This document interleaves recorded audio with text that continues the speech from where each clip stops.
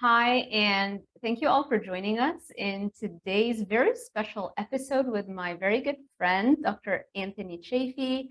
Hi, Anthony, and welcome. Hey, thank you for having me. Good to see you. Me too. Round two today. So you Yeah. interviewed me yesterday for your channel, and today I'm going to be interviewing you. But let's start a little bit with a background.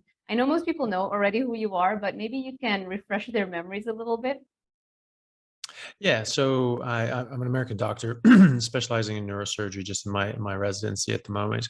And I've just, studied nutrition and diet and how that affects health and disease for roughly the last 22 years. I've incorporated that into my own life as a professional athlete and rugby player, and now as a doctor and a professional, uh, helping people sort of reverse diseases and get off medications and just get healthy and not need a bunch of surgeries and medications that they otherwise would have required. So that's me in a nutshell. And I have a YouTube channel and podcast associated with that.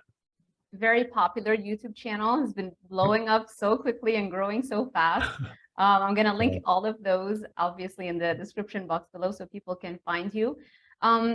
So yesterday we talked a little bit about personal stuff, which was so much fun, other than just, the sciencey stuff, the things that you had to go through doing your residency.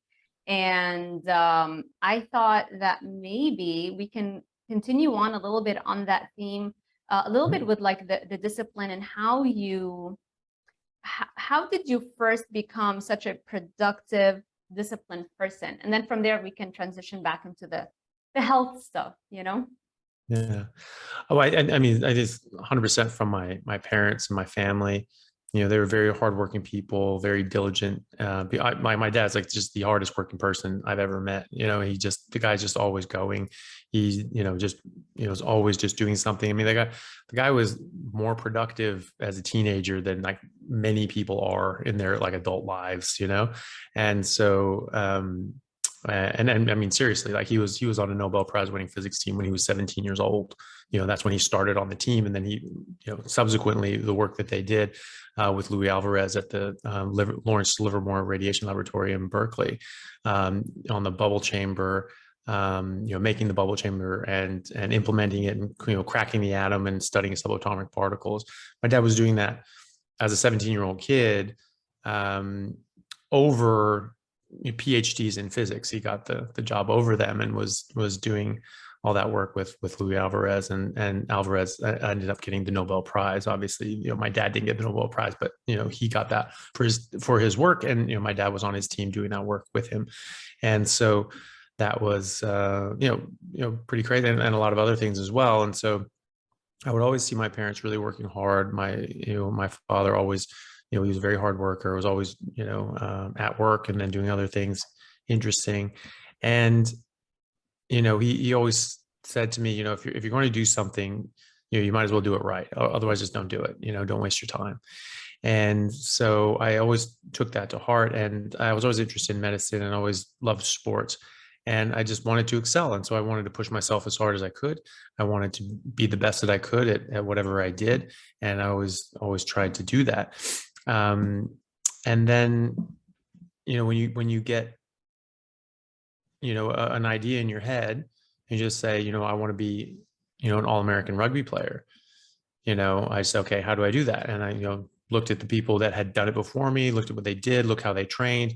And so I was like, right, I'm going to do that. And this is what I'm going to do. These are people I'm going to train with. These are the things that I'm going to do to achieve that. And then I just pushed myself, and then, going to medical school, and then as a doctor, it was just like, well, this is what I have to do. I'm just going to do it. And a lot of it was toil and slog, and it sucked, and like winning championships and making an All-American team and touring, in different countries around the world was amazing. It was a lot of hard work, but it was amazing. But leading up to that, it was a lot of slog. And so you just get used to that. And, your life isn't always going to be championship games. You have to have, preseason practice and off season and all these sorts of things for any aspect of your life. And so you just have to buckle down and do it. And so whenever I would be in these tough situations, an intern year or right now doing, 100, 130 hour weeks at the hospital, and then doing clinic work on the side and my YouTube stuff on top of that, it's, basically every waking hour of my life, I'm doing something related to those. And, I want to do all of those things. So I just look at it as like, okay, well, I've just got to do it. So I just do it. And I think that's been a mentality that served me pretty well, is just like, not like, oh my God, that's so horrible. And like, it is horrible. Like, I don't necessarily like enjoy it, but it is what it is. And so it's just like, once you just accept that and just be like, it is what it is, just get it over with, things become a lot easier mentally, and you just get on with it. So I think that's, that sort of served me well in that side of things. Yeah, and I feel like when you're following a passion of yours that you have chosen, that's what you want to do. So I feel the same exact way. I'm always either working out or I'm working, like I don't, even my weekends are not, I don't look at them like, oh, it's the weekend, what am I going to have for fun? My fun is working. When we have to go on vacation, I'm like, I worry, because I'm like, I could be doing this and this and that in those 4 days or whatever. It's hard for me to unplug and go and kind of like relax and not be that type A where it's always being productive and putting out stuff, So I get it. And you don't feel like, sometimes you just don't want to do it. Sometimes you need to sleep. Yeah. But I get that. Like it feels great. It feels like you're not working in a way. I don't know if that Yeah. makes sense. Well, no, yeah. And, obviously, they say, if you do something that you're passionate about, you do something you love, you'll never work another day in your life. Yeah. Joseph Campbell was a big advocate of that, like follow your bliss, there's something just makes you really happy, not necessarily even a career. Maybe it's a family. Maybe you really want to have kids. That was what my mom did. My mom was a like a concert soprano. She was a brilliant singer, and her family was really, really excited for her professional career. And she decided she didn't want to do that. She didn't want, she looked at the lifestyle of these divas that travel around the world, and she had the opportunity to. She actually had the opportunity to go and start doing these major tours with major companies around Europe and the world. And she decided that no, she didn't want to do that, because she saw these people, they would tour around for 3 months, they'd see their kids for a week, and their husband for a day, and then they'd be gone again. And she's like, I didn't want that. I wanted to be with my husband. I wanted to raise kids and have a family. That was her bliss. That was her passion. And so she did that, and she absolutely loved singing, and she kept singing for fun, like in the car or in the house, and to us as kids, which was always my favorite thing. My mom singing to me was probably one of my favorite things as a kid. But that was her bliss. Then there's the other side of things, I can't believe I forget his name, but the guy from Dirty Jobs, that guy, the show Dirty Jobs, Never but even he's heard of that show. a good show, Really? and he's a good guy, yeah, and he's very, very down to earth, very common sense sort of approach of things. And you say these things, and it was like, yeah, that's really profound thing to say, but it makes sense. It's pretty starkly in front of you. I'll try to remember his name, but he's very, very popular guy. Okay. And he sort of, by doing the dirty job sort of things, he's doing this like industrial plumbers that are just pulling out just all sorts of horrific things, and like people going like mud fishing, and just dirty jobs that have to get done. Right. And it profiled these people that are just doing the hard work that like make the world goes around, and I think he got a really good look at like what real life is and what hard work is, and he's saying that like, hey, following your bliss is great and all, but at the end of the day, you need a damn job, and you should just sometimes you just need to work, and getting on this idea of like I want to be this whatever princess, and then you go on, and that doesn't. Your Tread life doesn't carefully mean out on with that. princesses, okay? We like princesses over here. We do like princesses, but not everyone's going to be a princess, and so yeah, so that's the thing. You want to do something you know, that's fine, you know, fine, work for it, work hard for it. But what he's saying is that, you know, at the end of the day, you just need to work. You know, you don't have to just, you know, your job doesn't have to be something you're just blissfully passionate about. Yeah. You know, Yeah. Don't you quit just your need to jobs, work. everybody. Just Yeah, like, yeah, don't quit your day job, as not they just say, yet. you know? Exactly. Yeah. So, you know, but you should work, you should do something. You should just work and get experience and do these things. And then down the road, you'll have experience and you'll be good at something. And you'll say, you know what, I really like this other thing. And then you Yeah. can do that. And that can, you know, that can be something that Yeah. you'd be really good at. You know, as a 17-year-old, you're not, or a 21-year-old or a 31-year-old, you're not necessarily going to have the skill set to be successful at the thing that you want to do. So True. you just have to keep working and being practical about it, you know? True. So, I remember reading a statistic once saying how the average age of a successful entrepreneur is like 45 or 49, okay. and people are freaking out in their 20s and 30s because they haven't made their first million yet. And it's like, relax, you're just starting, you're just warming up, especially Yeah. in this day and age that you have time, we're living longer, we're living healthier, you're carnivore. So you have time. You don't have to put so much pressure on yourself. Because I know I fell for that. I've quit jobs way too prematurely and then be like, being in debt because I'm like, this is gonna work out. And then you realize things generally take longer than whatever you expected. So Yeah. yeah, I agree with that 100%. And it's so cool to see how you've been surrounded by hardworking and disciplined people in your life.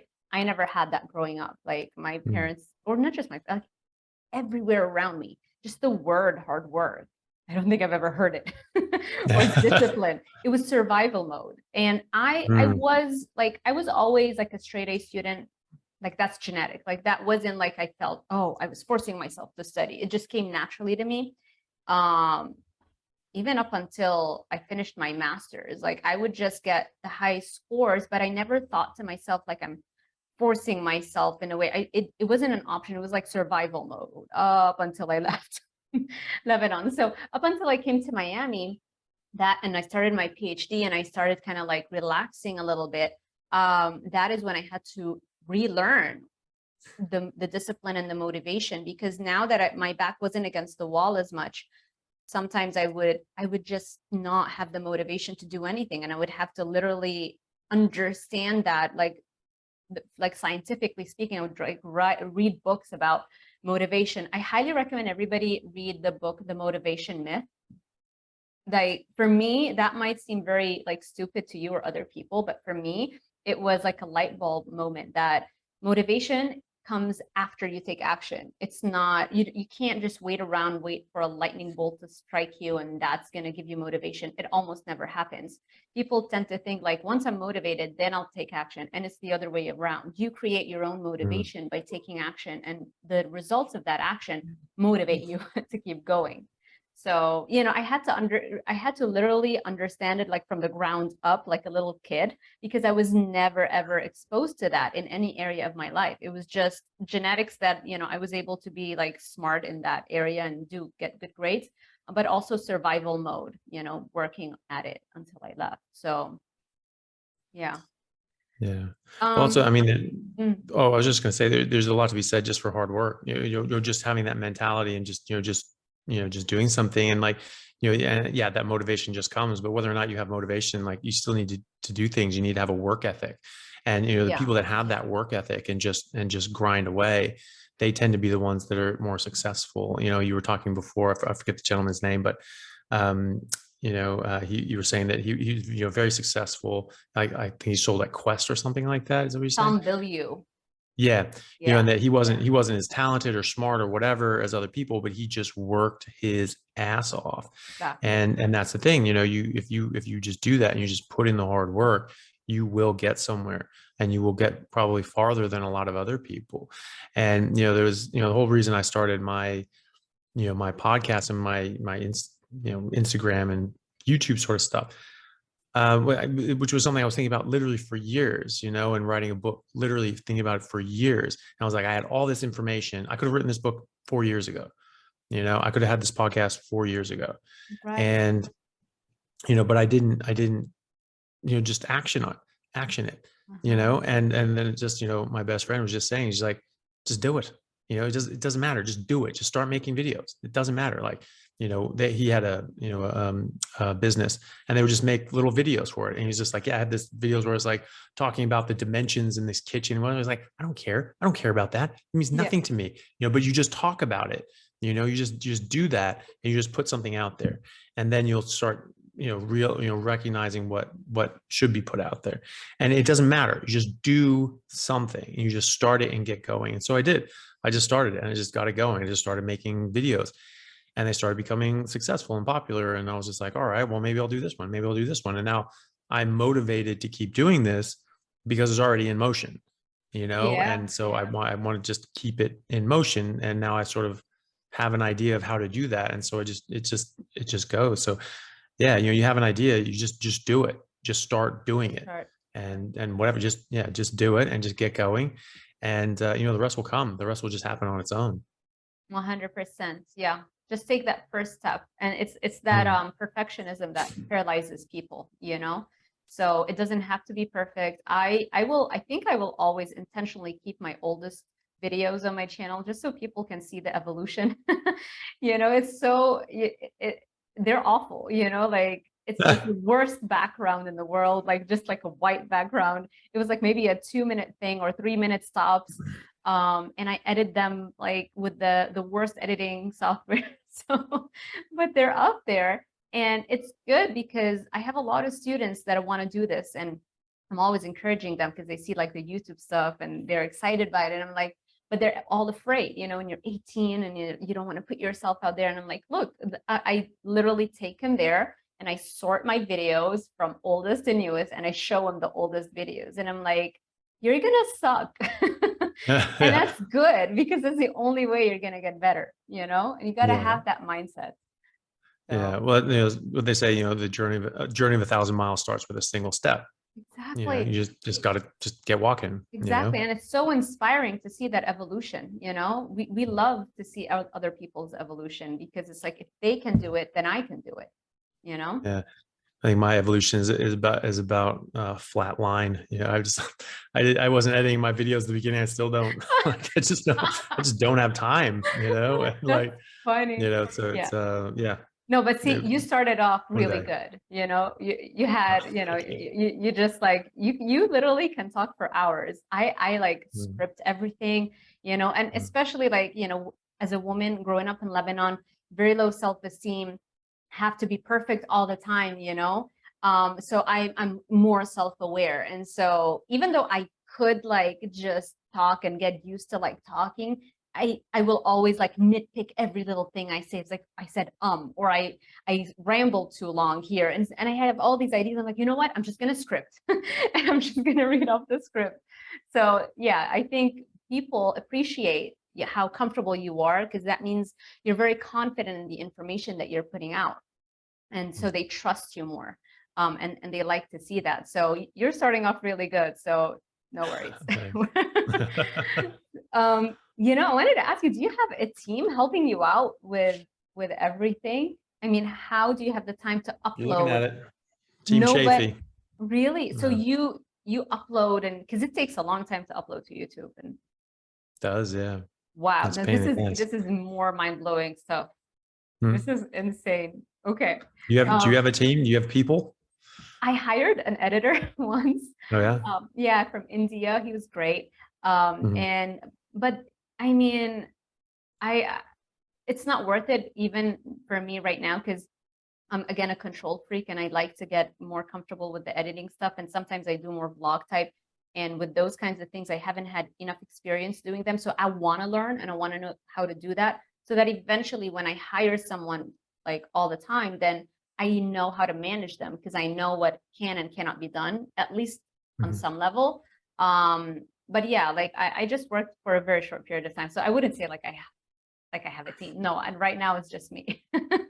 Yeah. Well, And I mhm, should say that the people have actually reached out to me and helped me with things, which my God, like that has been so, so helpful.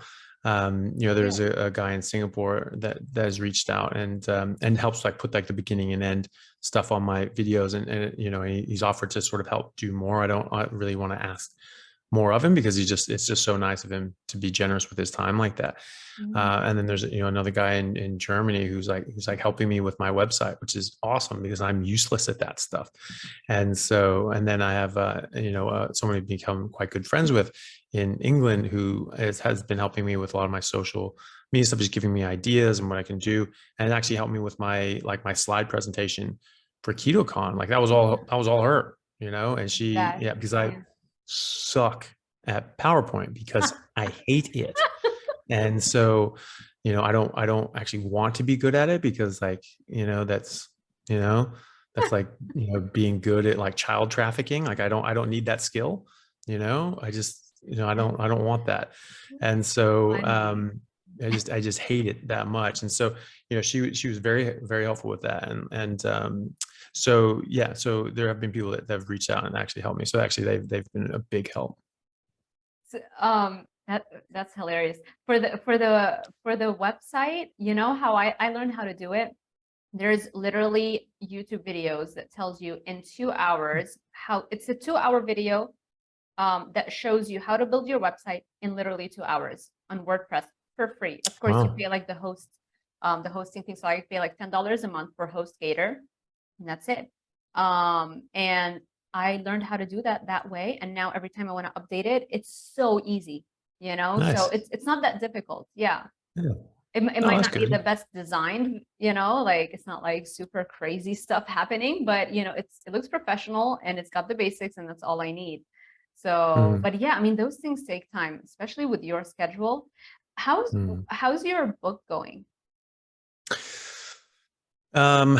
Yeah, so that's the thing is that sort of, because I've been just so busy, there are things that have just been, taking a back burner, and that unfortunately is one of them.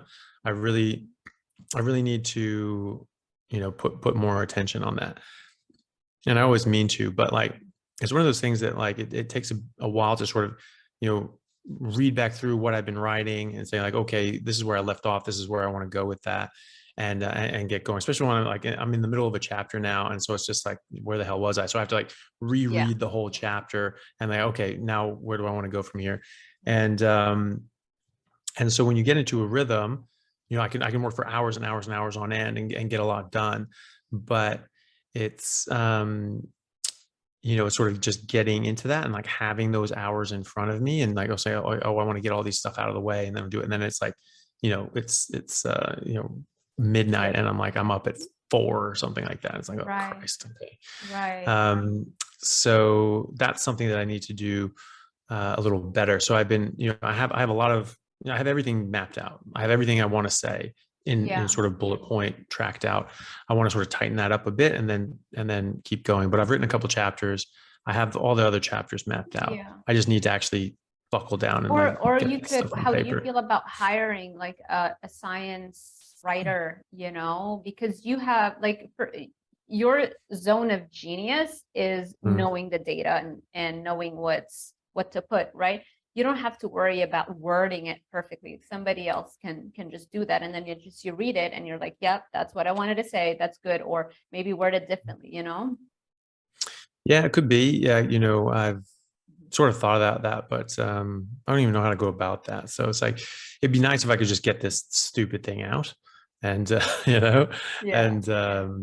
but it's, yeah, I don't know. Maybe it'd be good to do that. I know other people have done it, but I know like Dr. Baker, like he just did his own book and he just wrote it himself. Yeah, just did it all himself.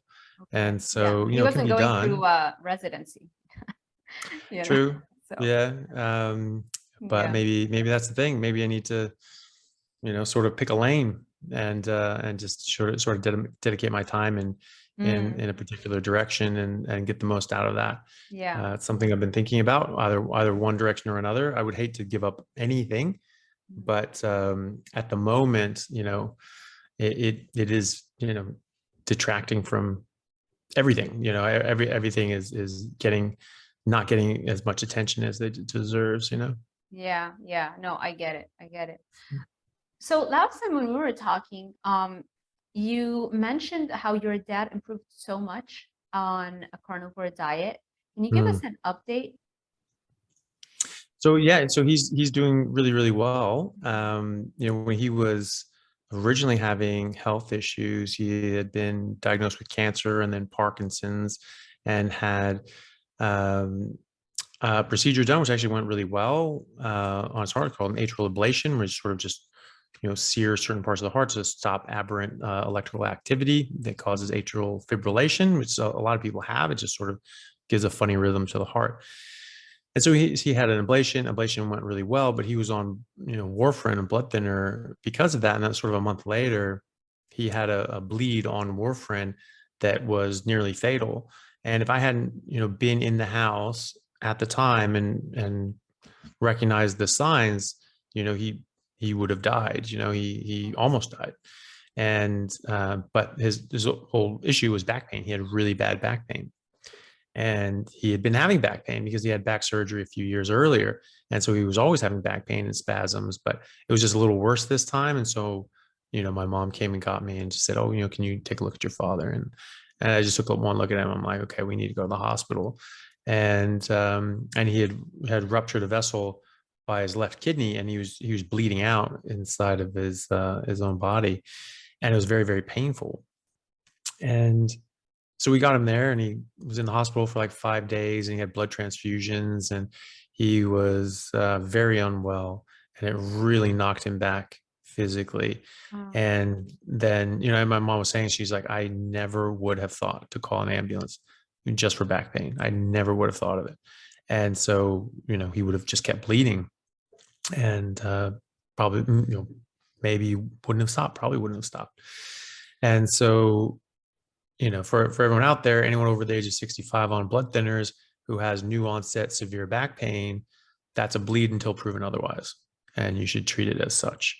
And so that's what I did, and it turned out to be the case. So he was really knocked back by that, and then he had the diagnosis of, ooh, this might be cancer, not like a smoking type cancer, just a different kind, and because he never smoked. And they ended up having to take a bit out. Turned out it was invasive cancer, so I had to take a bit more out just to get some lymph nodes. He didn't have anything in his lymph nodes, which was great. He didn't have to get chemo, radiation, anything like that. And then he was diagnosed with Parkinson's. So it was just like this bullshit year that all came at one Right. time. And so that's why I was taking time off. That's why I left my original residency program to help out with my dad, because it was like, well, it's my dad, and I need to be there and help him out. I was the only one in the medical field with had this background, and so I wanted to make sure that I was there, making sure that he was getting the best care and getting to his appointments and getting the right information to the doctor so they could do the best for him. And my mom as well, she had some issues as well, and he was really, really knocked back from these surgeries, and especially that bleed. He was just so unwell and so weak. He was getting weak to the point that he was having difficulty getting up out of chairs, and he was speaking less and less. He was getting more confused, and it was really scary. This is, like I said, my dad was doing very, very high level physics research as a teenager, and now he's having a lot of difficulty with his memory, and which was something that that was just what he feared the most, losing his faculties. I think most people would fear that the most. And so it would be like sometimes a couple of days between times I would hear him talk. His voice was so quiet because he'd been so sick for so long. He just got used to talking in a whisper. He just talked like this, and we would just have to like get close to him. And he just got so used to talking like that, and we got so used to accommodating that even when he got better, he would speak in such a hushed tone. And then I started doing carnivore, and I started having really good results. And he spoke to my mom. I didn't even know that he was interested in it, but they talked about it and they decided to do it. Within a month, he was back to where he was before he had the bleed.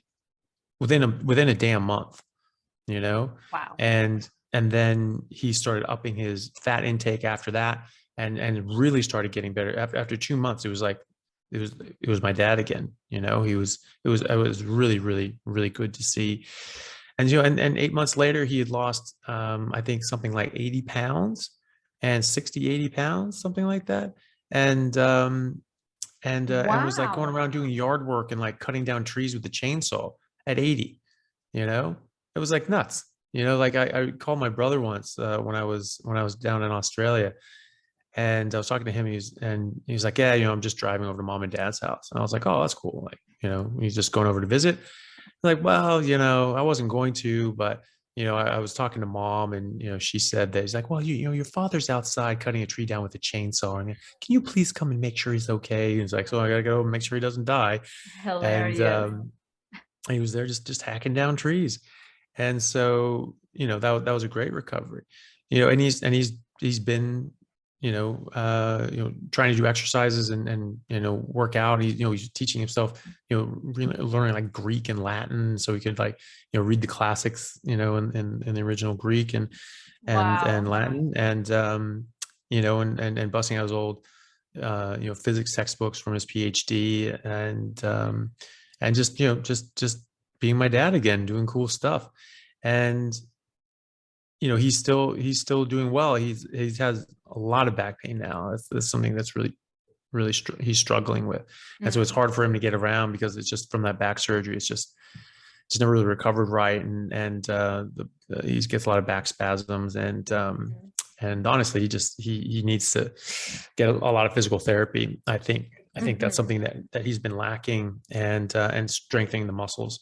Yeah. But everything else has been really good, and so he's just been getting better and better, and apart from the back thing, but that's something we're working on. That's amazing. Do you have any data on like stem cell injections and stuff? You know how, or PRP therapies, you know how like athletes will have like a terrible injury and then they'll fly to Europe. I remember reading an article once about this basketball star who like flew to Europe and like dropped like 20K and had that stem cell injection in his knee, and back to literally the playing at the high level that he does in like a week or two. It's just mind-blowing stuff. So have you looked into that? Yeah, well, yeah, I have, especially on the orthopedic side of things. It's still pretty new, so it's a bit equivocal. There's some studies that say like, yeah, this is amazing. There are other studies going like, is it though?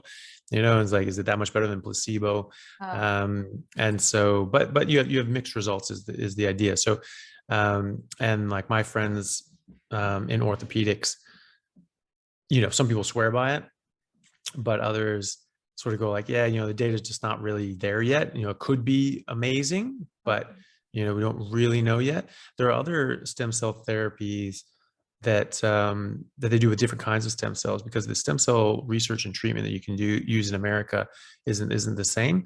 There's other ones that you can get sort of better quality stem cells, but like those techniques are not allowed to be used in the US. So I know there's a guy, I can't remember his name, but there's a guy in Panama who does this sort of stuff, and you can use like the high, they can get like the high end sort of stem cells and use these sorts of things. It's just the technique that they use is a little better, and they can filter out all the stem cells that aren't quite up to the quality. And so they have this like really high concentration of super high quality cells.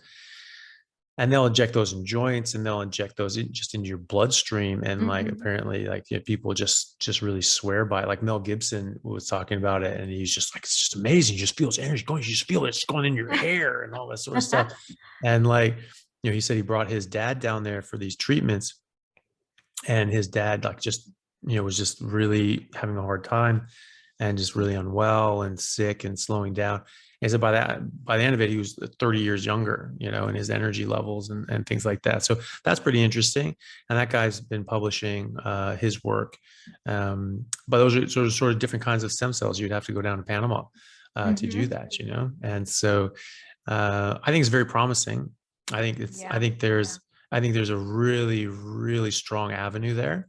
Yeah. Whether we're quite there yet, Yeah. maybe Tony not. Robbins, huh?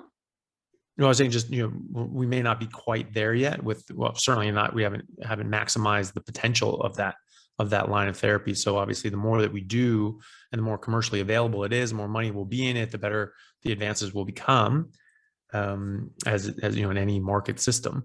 And so, but like the ones in the US that are approved for the US, they're not going to be as high quality as other ones. So it could be that these other ones, they're already at a pretty good level. And so if you can get into those ones, might be something good to look into, depending on what you're getting injected for and where you're getting injected. Very interesting. Yeah, that's exactly what Tony Robbins did. So he wrote his latest book, Life Force, and he's doing all those interviews about it, talking about regenerative medicine. And the way that he started diving into that is because he had an injury in his, I think, right shoulder, where all the doctors here were telling him, okay, you're going to have to lose the function of your right hand. You can't do those 5-day high octane level events anymore. And he's like, I cannot accept that. And so eventually he went down to, I don't know if it was Panama. I know it was like somewhere in like Central America or South America, I can't remember, and did exactly what you're talking about, the stem cells, and back as like he's like back as new as if he never ever had that injury to begin with, which is mind-blowing stuff, so yeah. Yeah. Well, it might be that same guy, because this guy is, he's quite well known in that circle, and a lot of celebrities would go down to him. So he's definitely known in the celebrity circle. So it could be that guy. I wish I remembered his name, but he was on Joe Rogan with Mel Gibson, and they were both on there and they spoke about it. So if people are interested in that, it was interesting. Yeah, it was quite interesting. Yeah. You have to have the money for it. Yeah. But it's like, it's like LASIK eye surgery where, at first it was, it was good. You had a good result, but it's not as good, high quality as it is now. And there weren't that many people doing it. So it costs a lot of money, and they didn't have much experience at it. So was it as good as it could be? Probably not. Yeah. And, because there was money in it and because people had an interest in it, it created a strong demand, and people filled that demand. And so now LASIK eye surgery is like, you can get things for like, I spoke with a colleague of mine that just had LASIK eye surgery done. It was less than $1,000. And he did it with a guy who's done over 100,000 procedures, so you're going to get a lot for your money on that one. And then there are other ones that's like $500, maybe they have, 20,000 or whatever. And he's just like, yeah, I'll go for this guy. You don't want to get discount eye surgery, and just pay full rate, Yeah. but full rate is a tenth of what it was when it first came out. And so this will do that too. Once the regulations are such that you can do these in America, and the demand will certainly be there.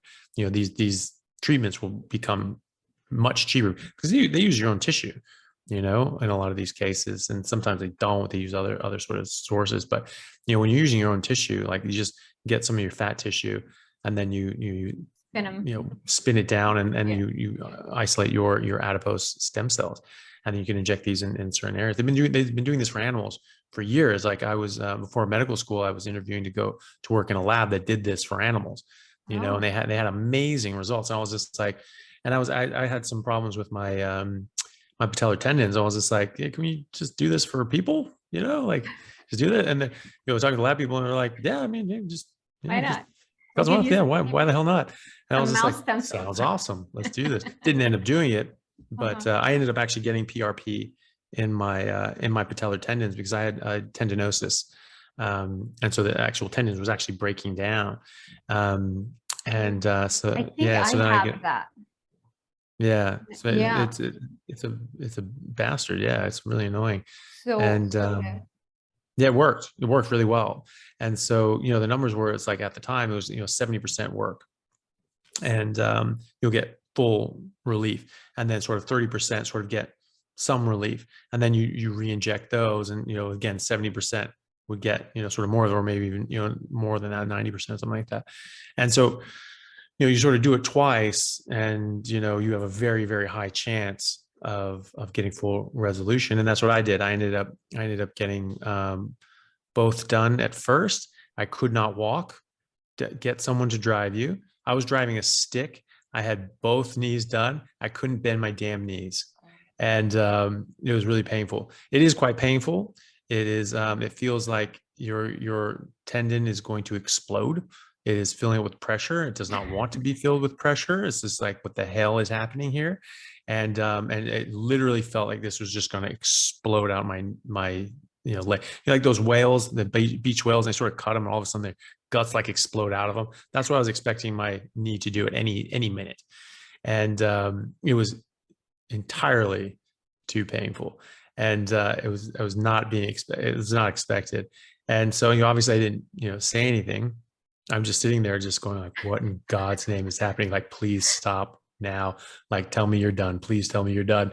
And he's like, yeah, I think there's a little more. Yeah, I can get some in here. And I'm like, please, God, stop. Just no, it doesn't need any more. It's full, and so he kept going, but it didn't blow up, which is good. And Glad to hear that. and this took a turn for the worse. Oh my God. Yeah. Okay. Well, it was, man. And I was not expecting that. And then when I left and I was like driving back, I was a stick shift. This is in Seattle. Seattle's terrible traffic, just stop and go traffic. And I have to like hit the clutch and the ignition. I hate stick and shift. Yeah. And I was just so crippled by this stuff. So then I got home and I was just just couched for a couple of weeks, and Really? Oh, wow. but it for me, because mine was pretty bad, it took supposed to be like sort of 6 weeks, 2 weeks sort of get back into things, and then sort of like the next month you're sort of like walking and jogging, and then you get back to running sort of 6 weeks after. For me, it was actually a few months. And so I couldn't play rugby that season, which really sucked for the first half of that season. And but after that, my knees worked, and my patellar tendons didn't kill me all the time. And then sort of like a year or so later, there was just like, yeah, they're a lot better, but maybe they're not perfect. And I got them done individually this time, and now they're fine. There's no problem with them. Okay, so the second time you did them, was the pain still there as well? Yeah. But I did it one at a time, and it honestly wasn't as bad because they didn't need to inject as much, because I had a lot of dead space because of the tendinosis, and so they sort of filled up a lot of stuff. And so the next time I did it, I didn't have to do as much. And but it probably helped that I knew what I was getting into. I knew that it was going to be awful, and so it when you're expecting it, it's just not as bad as if it's a surprise and just like smacks you in the face when you're like, I had no idea. I had no idea. It was so painful. I'm like, yes, PRP, stem cells. It's like the cure-all for everything. And I yeah, but you realized got to how get it painful there. that was. Yeah, but if it's in a joint capsule, it's a very different story. You can inject much higher volume into your joint capsule, because it has a lot more space, and the joint capsule itself is made up of ligaments and cartilage and whatever. But it's going to be more compliant. It's going to be able to stretch a bit more. Like your tendons have a very tough fibrous sheath around them. They don't want to stretch. The whole point is to stay tough. Yeah. Tendons are very tough. That's what, gristle, you're sort of gnawing on this stuff. It's tough collagen, right? So it's it doesn't want to do that. And so it's very high pressure because you're putting this stuff in. It's just like, it doesn't want to expand. So it's not your joint capsule that can have some give to it. It's just staying there. And you're injecting this stuff in anyway. And so it's not going to be happy. Yeah. Well, to be fair, I don't have the pain as long as I'm not even touching like a teeny tiny bit of broccoli.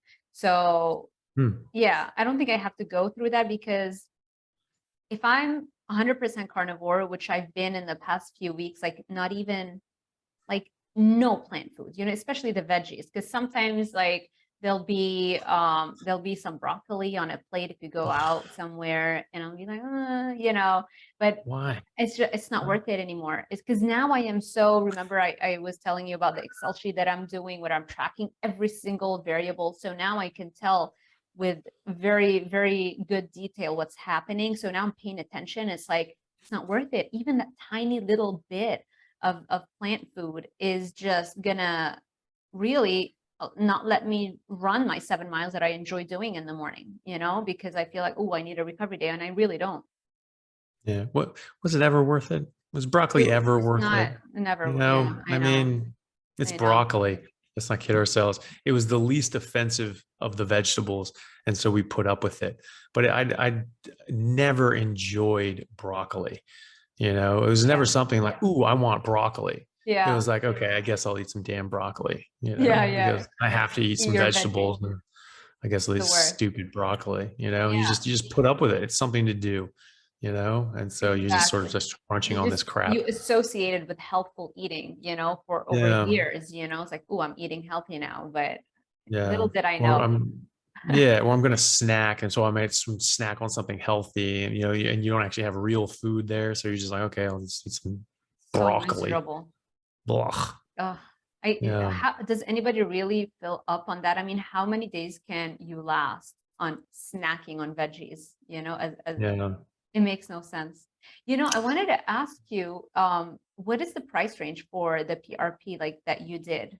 If somebody's listening to us and they have that and carnivore didn't help, um, Uh, you know? I'd say it's when I did it, it was a few $100s. It was like,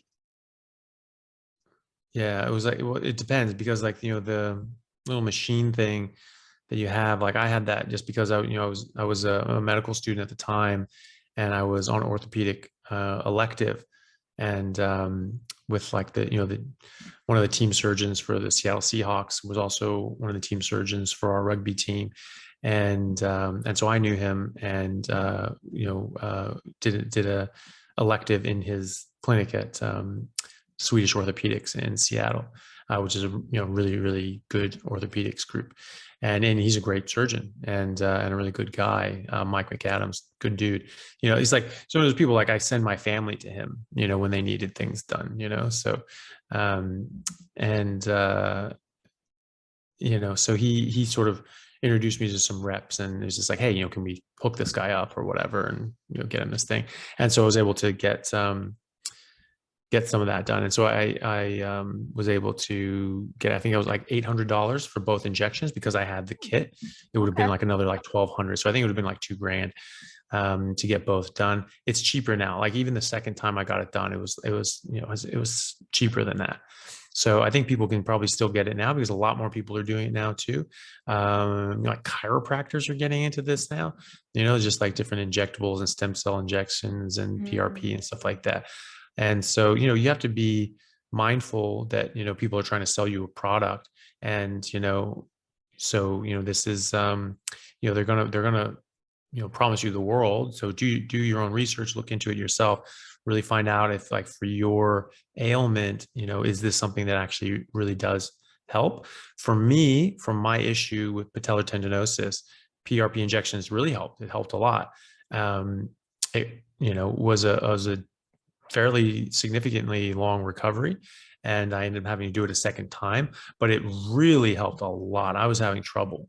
You know, it was like I'd be running around doing all these things. All of a sudden, you just pop, and it was actually a partial tear of my patellar tendon, and I was just screwed. It was so painful, and I kept playing on it. I kept playing on these, you know, sort of half torn ligaments or tendons. Sorry, and it you know, it wasn't fun. So for me, that was totally worth it.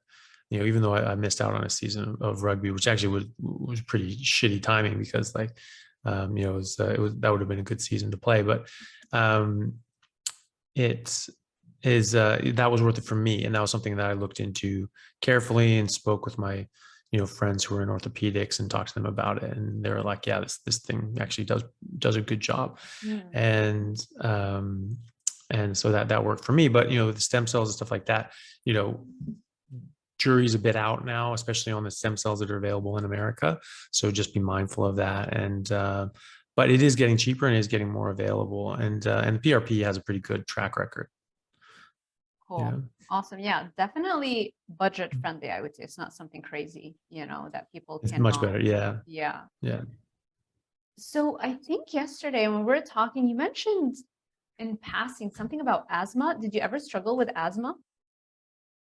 Yeah, I had asthma since I was a kid, and it was mostly exercise induced, and then it sort of started becoming worse and worse, and so I was, and I would have sort of lung issues, and if I got a cold, I would get bronchitis and then pneumonia, and so I was getting pneumonia sort of 2-3 times a year during the winter.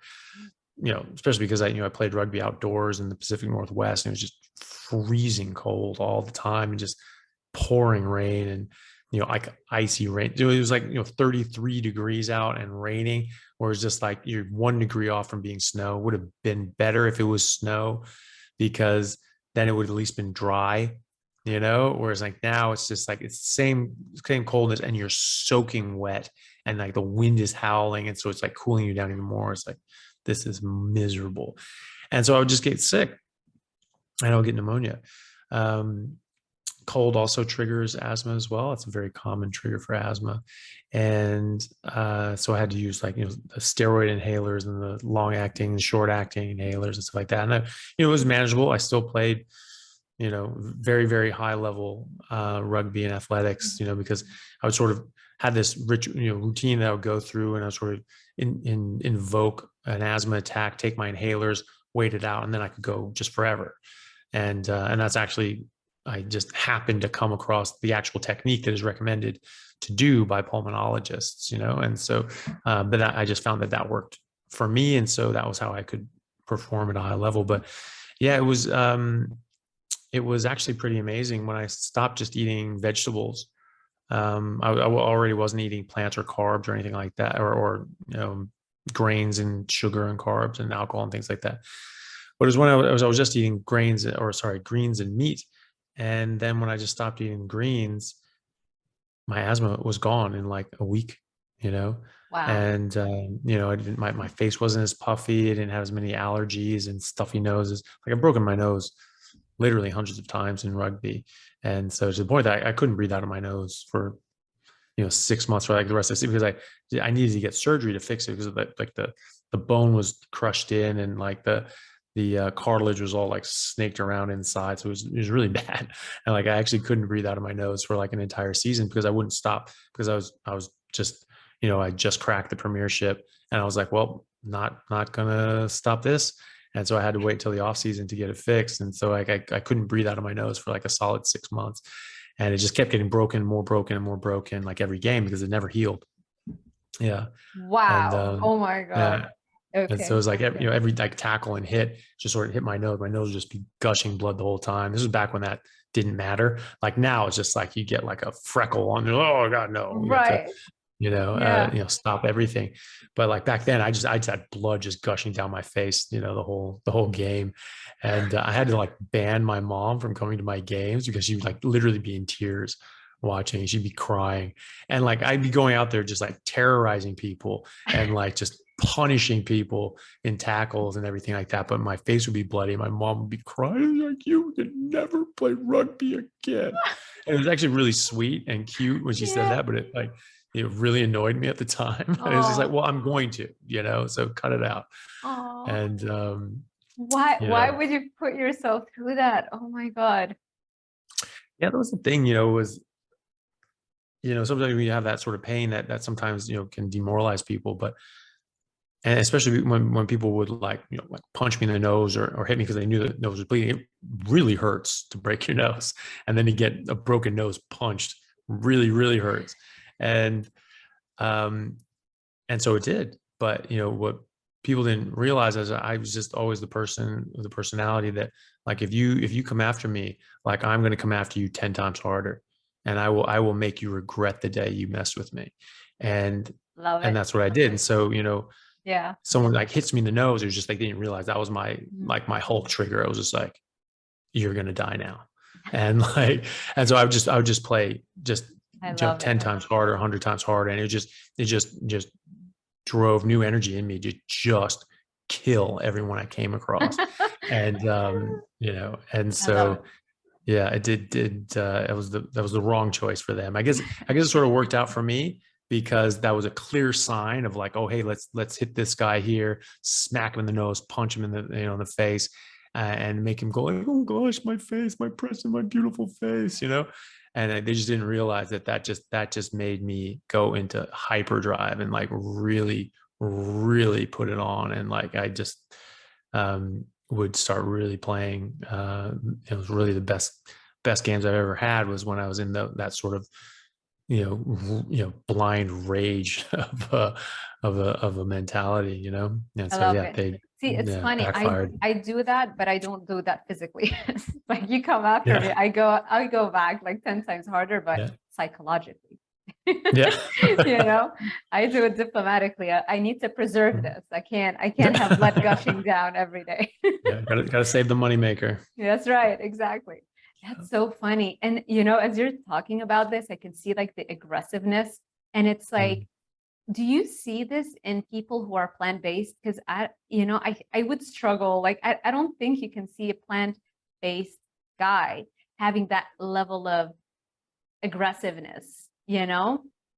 And I guess it's I think it's no, good, sorry, by the go. way, just to say like aggressiveness is good. Like we need more of that in our Yeah. society, you know? Like Well, like 'cause that's like a goal getter. controlled aggression. You know what I mean? Very good. Like, Yes. yeah, that was that's what Jordan Peterson says. He says he tells young men and even young women, it's like you need to learn how to be a monster, and then learn how to control that. Because if Love you're it. not dangerous, if you don't know how to do these things, then you're not really going to be you're going to be a bit ineffectual, and you can't really be a good person and a moral person. Like, well, I wouldn't do that. It's just like, well, if you don't even have the ability to do that, you're not really doing anything moral. You just can't do it. And it's where you get Yeah. like the Napoleon syndromes, where it's just like they want to like really go after people just because they probably can't. Yeah. And we have someone who is capable of violence, who is capable of doing some serious business, but chooses not to. That takes some understanding of morality Yeah. and ethical behavior, and discipline and self-control. Yeah. The vegans that I see that are angry, especially that vegan rage sort of thing, like that vegan gains guy, like that's a classic Oh, example. But it's more of like spaz rage, where it's just like like that kid in school that just like just would just freak out, spaz out, and just like throw chairs. And you're like, Jesus, yeah. calm down. And they just don't know how to control themselves, and their emotions are just completely out of control, and they don't know how to just manifest a dignified posture. And so that's what I normally see. But it's always like the way, when you see the guy in the bar that's going around talking about how tough he is, he's probably not that tough. He's trying to prove something. He's trying to go around saying, "Oh, look at me and look at all this stuff I can do, and I'll kick your ass," and all that stuff. The guy you want to worry about is a guy sitting in the corner who hasn't said a word the whole night, and he's just looking at this calmly and just going like, "Okay," you Mm-hmm. know, but not like intimidated. He's just sitting there, just doing his thing. And when that hothead comes around him, it ends badly for the hothead. And so that's how I sort of those are kind of the guys I see, like the vegan gains guy, or they just freak out. They have this sort of nerd rage, and they're just and like, and it's just Guys, yeah. uncontrolled. I So think he did yeah. like 2 videos on me, like hour-long videos. Is something like at 2 Yeah. a.m. He has another podcast or channel where he just So does weird things while he like talks about somebody for like a whole mm, hour. You're like, what is yeah. this? The guy is like psycho. He's not stable. No, he's not, and he's a bit of an idiot is the problem. And like I say that with full, knowing full well what the medical definition of an idiot is, which is someone with an IQ of 0 to 30. This guy's just not there mentally, and well, whether or not he's intellectually impaired or not, he's quite ignorant. And he's just unknowing of the available facts. The problem is that he's in that sort of diet space and nutrition space. This is something you can look up. It's not that damn hard. Right. And he made a video on my video I did on the facts about cholesterol and heart disease. This is all based on the literature. This is all based on the top cardiologists and researchers around the world. This is based on the American Heart Association, who have gotten it wrong and bullshitted, but they're coming around again, you know, and this is published data. And his critique on this, first of all, he didn't even let me speak. I'd get like 2 words in and he'd stop and he'd go on like on a 15-minute tirade on that meant nothing. It was, you know, it was just sound and fury signifying nothing. And, you know, he would, you know, talking about, you know, it's like, there's never, you know, there's all these correlated studies showing a correlation between heart disease and cholesterol, but never, you know, causation. And he stopped it there and he went on for like 15 minutes talking about, it's like, we have correlative studies. We have so many correlative studies that prove causation. And it's like, all right, idiot. Correlation cannot prove causation. That's a basic tenet in statistics. Like, you cannot prove causation with correlation. It's a correlation, you know? But if you show that there's no correlation, that proves there's no causation. And in fact, that's what all the actually, you know, reputable studies have shown, that there isn't even a causation. In fact, there's an inverse correlation between higher LDL cholesterol, higher saturated fat intake, and heart disease and strokes, and Alzheimer's and Parkinson's, by the way, and autism, mortality. Yeah. Yeah, exactly. Yeah. So, you know, I mean, this is just, I mean, the cat's out of the bag. I mean, this is just the facts now. And like, I think you heard me talk for maybe 7 seconds, and this guy just went on for days. And it was just like, and I was just like, I even commented on it. I was just like, you know, the problem is like, guy didn't even let me talk. He's talking about, he's trying to critique my arguments. He didn't even hear my damn arguments. Yeah. He didn't even listen to them, you know? So it's like all the things that he said, it was like, oh, and this and Ansel Keys and blah, blah, blah. I addressed all of these things in the video. All you had to do was watch, you know, like, it's all there, you know, it's all referenced, you know. Funny. You know, So, I feel like when we get featured, I got featured once also on plant-based news, and I didn't realize that that was the reason why on that specific day I was getting all these followers. I'm like, I mean, I haven't posted a video or anything. What happened? And then I realized, like, somebody commented, it's like, congratulations to you on getting yourself featured on plant-based news. And then like the hate mail comes after, but I'm like, oh, well, thank you. Thank you for letting me know. that's funny. Yeah, because it's like when they're showcasing us, they don't realize a lot of vegans aren't like completely, you know, Brainwashed. Yeah. Or a lot of them, their health is actually deteriorating, right? Because what is it, 84%, right? Yeah, 84% of vegans quit within the first year, 30% quit within the first 3 months. So, wow. Yeah. Why is that happening? You know? Yeah, because it's super bad for you.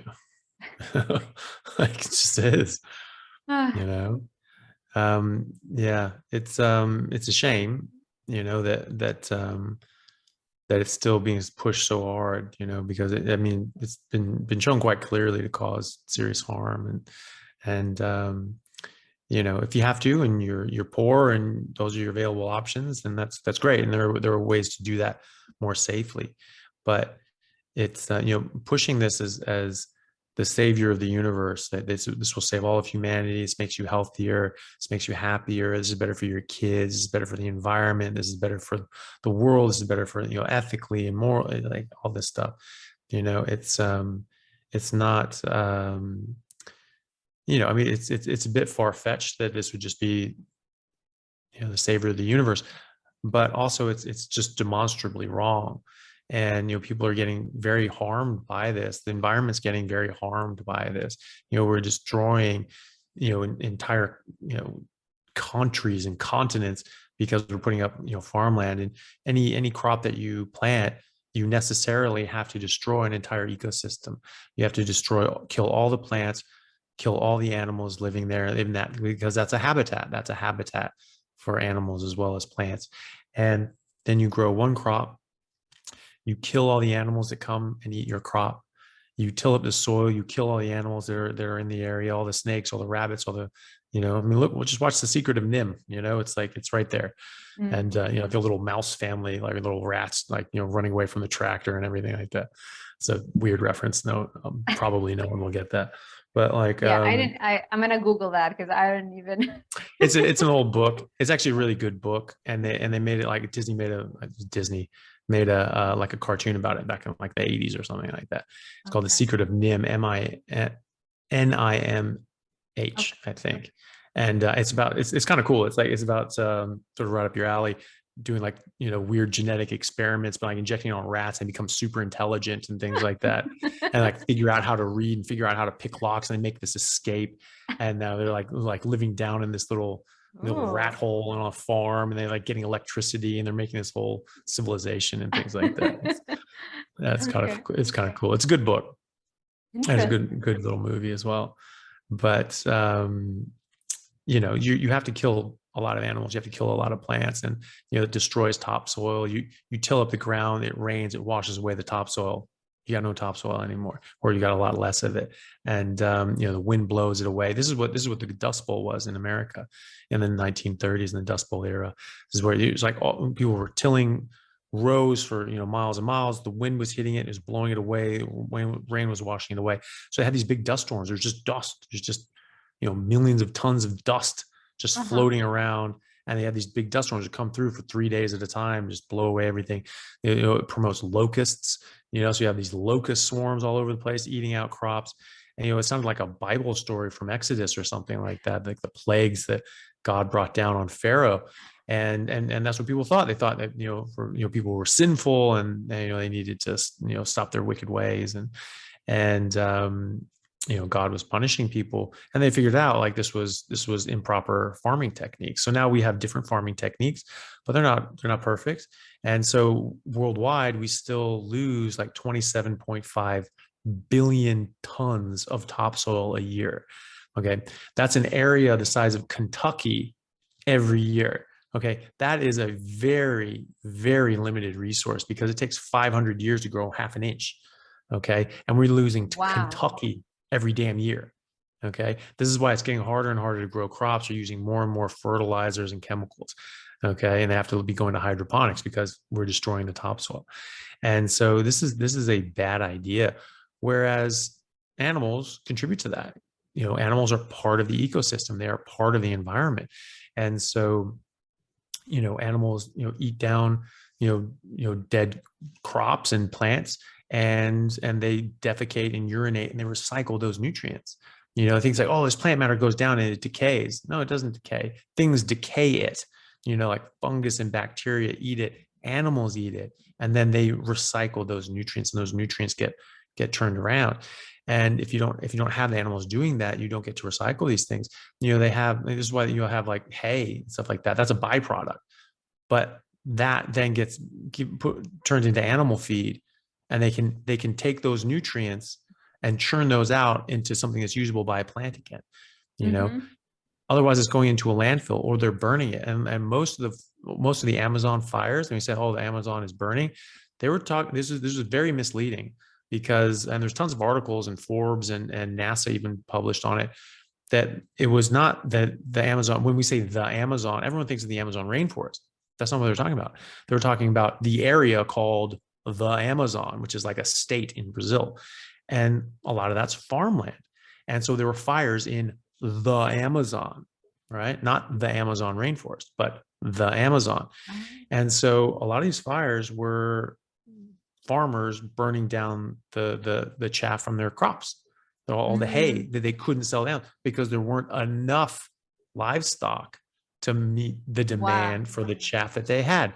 And so they had to burn it and make way for next year's crop, Right.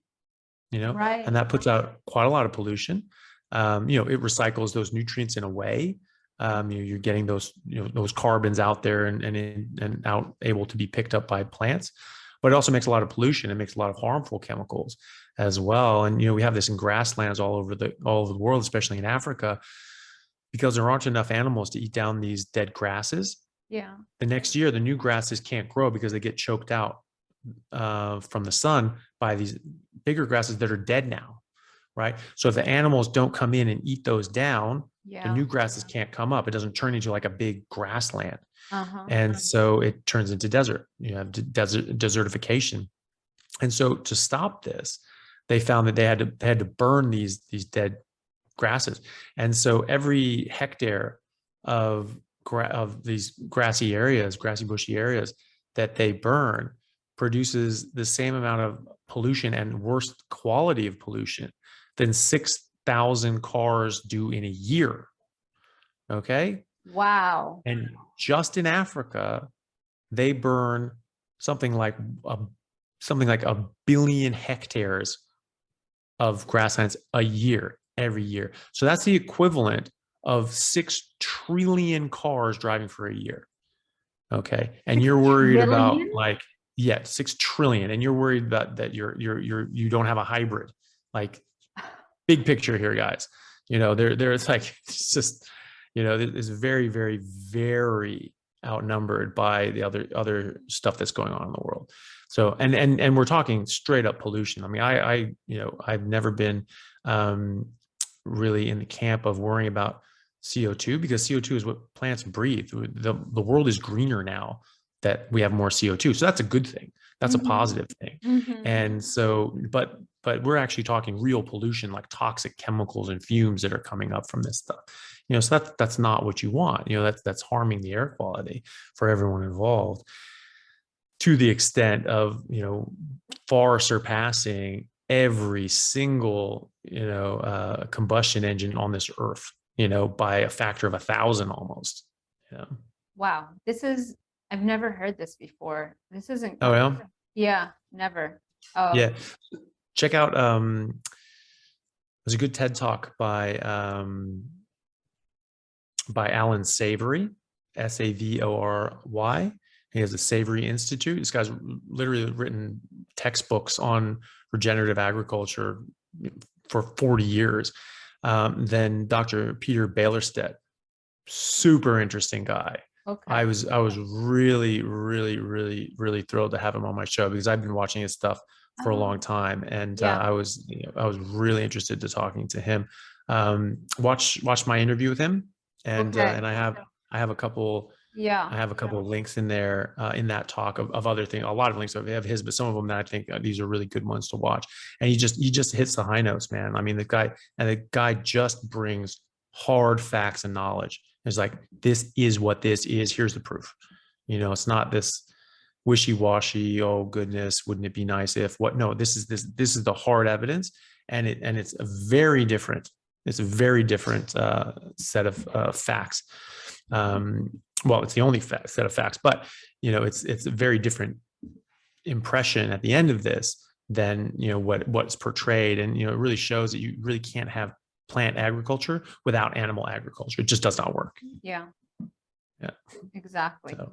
And that's what people struggle so much to understand, unfortunately. And that's why it's not like the sexiest topic, because you have to like dive into data like hectares and things like that, as opposed to I cured my acne and look how great, like those are easier things that people relate to.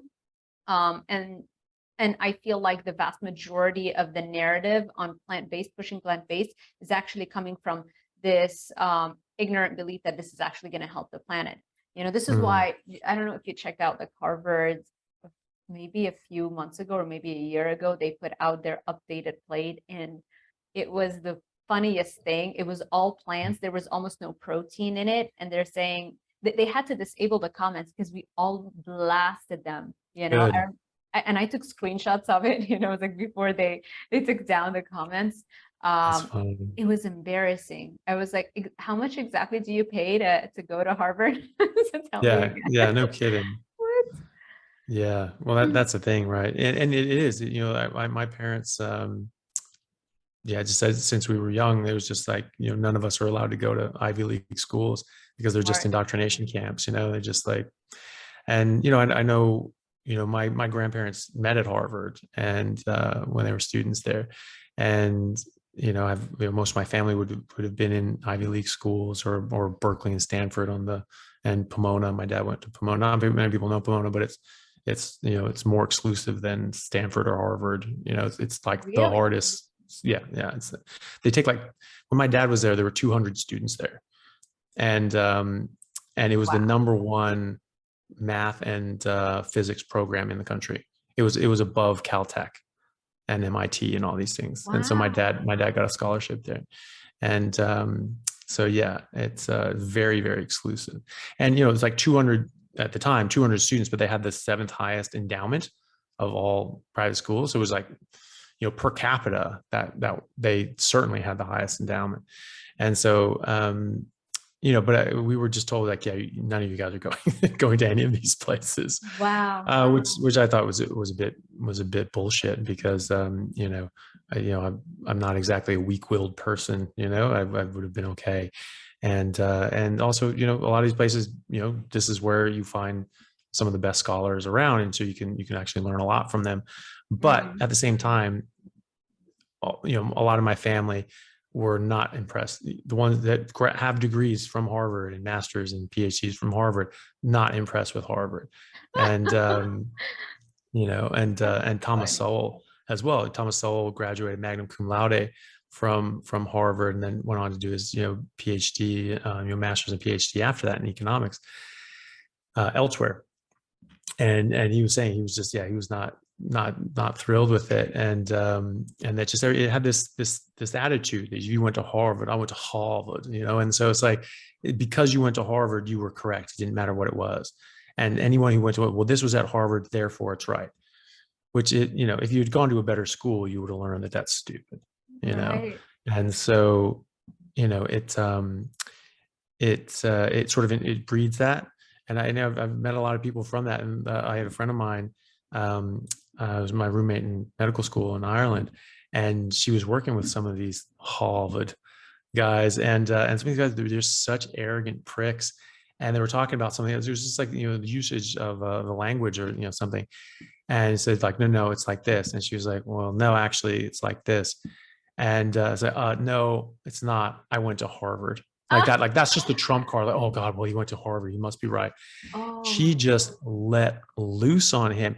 And she started, oh, really? Because she started like reciting the Latin bases and the roots of the context of the world, and like going back. And he was just like, oh shit. And it was just like, yeah, you messed with the wrong dude, and or messed with the wrong girl, dude. And like, so, you know, they have Yeah. that sort of attitude. My parents were just Yeah. not impressed with that. My grandparents were not impressed with that. And Sowell definitely wasn't impressed with that. He said he taught at Amherst, which is, you know, right across the way from Harvard. He said, I never once went to a reunion. Never a single time did I care to go back there. That's funny. Me And yeah, too. I haven't been to any reunion either because I'm like, this is all yeah, BS. Jesus, waste so yeah, much time. It's like they yeah, send me all the kind of stuff, and it's like, give us money, and you know, like from yeah, UM, and I've blocked every single email, unsubscribed from mm, every single mailing list, mm, and it's like, this was like the worst thing ever.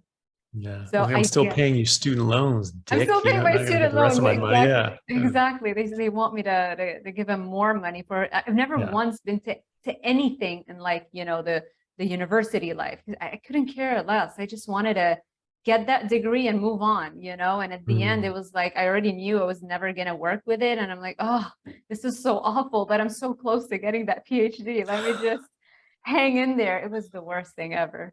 So I get it. yeah, that's So fine.